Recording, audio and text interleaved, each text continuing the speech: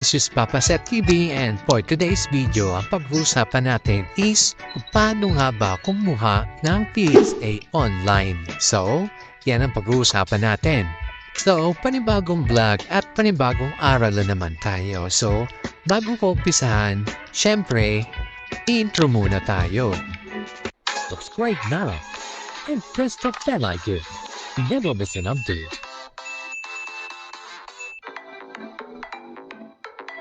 So, ayun nga guys, iso-search natin sa Google is PSA. Tapos, lalabas na yan. And then, i-click mo lang yan.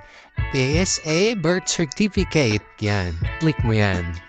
Tapos, papakita to. And then, papakita to. Tapos, choose certificate type. So, ano ba yung gusto mong kunin? Birth certificate, marriage contract, Senumar, or death certificate. So, akin guys is birth certificate, no? So, after mo maklik yung birth certificate is i-click mo yung may box dyan, yung I accept. Tapos, continue nyo lang. So, ipapakita nga dito yung mga kailangan mong fill upan. Yan yung may mga check na color green. Color green, yan. And then, continue nyo lang guys. Tapos, magpipid up na tayo. So, dito na nga tayo sa step 1. So, kailangan natin ilagay yung gender natin, male or female. So, lagay natin male kasi lalaki naman tayo. And then, swipe lang natin. Siyempre, lalagay natin yung first name natin. Kung may kayo guys, may existing name kayo, kunyari senior or junior, ilagay nyo na din sa tabi ng pangalan nyo. So, nod is, middle name naman, and then sa last is last name, yung surname mo, no? And then, swipe lang natin, pataas. Tapos, ilalagay natin yung birthday natin, no? Tapos, yung ID, yung valid ID na meron tayo. May choices naman dyan, no? May, UMID ID, SSS, passport, TIN ID, at kung ano pa ng ID na valid ID sa government. And then, kapag napila pa nila, is continue nyo lang, no? So, sunod-sunod lang yan. Yung next nga dito is yung pangalan ng mama mo or mother mo, no? So, continue na lang natin yan. And nga pala guys is magpipill up din kayo dyan ng pangalan ng tatay nyo or father nyo, no? So, magkasabay lang yan pipilapan nyo si mother tsaka si father nyo. Yung pangalan lang naman nila, no? So, next na tayo. Siyempre, step 5 is yung birth country, no? Tapos, yung birth province, tapos yung municipality kung saan kayo ipinanganak. So, continue na lang yan. So, dito nga sa step 6 guys, and clinic ko dyan is, no, it was registered on time. Yan yung clinic ko guys. Huwag nyo i-click yung sa taas, no? So, next lang tayo. So, yun nga guys, is magpipill up na tayo ng address natin kung saan ipapadala yung birth certificate natin, no? So, eto yung nilagay natin is sa, recipient is yung pangalan natin, syempre. Tapos, address.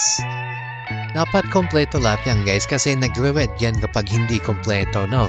Yung zip code natin, yung mobile number natin, and email address natin kasi mag-i-email sa atin yan, no? Continue na lang natin, and then, pili na lang kayo dyan guys kung ano yung, kung saan nyo gagamitin, no? Ang clinic ko dyan is sa school requirements, no? Para madali. Pwede din passport, or kahit basta kayo na bahala kung ano yung purpose nyo. Tapos, continue nyo lang, no? So, ang clinic ko nga dito guys is none. Kung wala naman talagang problema, none, diba? So, click nyo yung none and then continue nyo lang. So, dito nga guys is makikita nyo dyan ay door-to-door or pick-up. So, ang clinic natin ay pick-up, no? Para i-deliver na lang sa atin, no? So, antay na lang natin, hindi na tayo mag-aabala na kunin yun. And then, mapupunta tayo dito sa Certificate of Live Certificate. So, ipapakita dito yung summarize ng pinilapan natin kanina, no? Certificate of Live Birth, no? So, and next, continue na lang natin yan. Ipapakita dyan guys kung tama ba yung mga fill up mo, yung pinilapan nyo. Tapos kung mali, pwede nyong i-back para itama yung mga nagkamali. So, kung saan kayo nagkamali kung isang letter, diba? Para hindi pa ulit-ulit, para hindi magka-problema. So, eto na nga.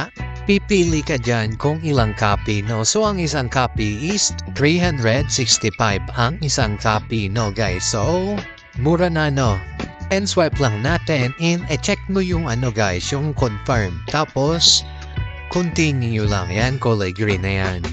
Okay guys, tap tayo nyo ma-continue is mapupunta tayo dito. Pipili kayo ng payment center na gusto nyo. Kung GCash, ShopeePay, PayMaya, 7-Eleven, or Bayad Center, kayo nang bahala. So, ang pinili ko guys is si PayMaya. O, click natin si PayMaya, and then magpapakita to, and continue lang. Lagay nyo, click nyo lang yung continue with PayMaya. So, click lang natin yan. So, eto na nga guys, nakabayad na tayo. So, ang pagbayad guys is maglalagay lang kayo kay PayMaya and then confirmation code kay PayMaya and automatic na po yan mababawas sa wallet mo sa PayMaya.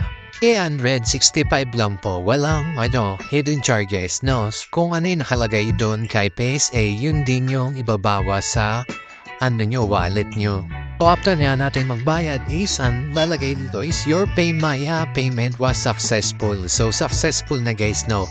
So aantay na lang natin na dumating sa atin yung na-request natin na birth certificate, no? So I email si PSA na ito ang papakita niya. Yan yung email ni PSA guys. So yun lang guys, sana nakatulong tong video na to and don't forget to like, share, and subscribe. Thank you and God bless.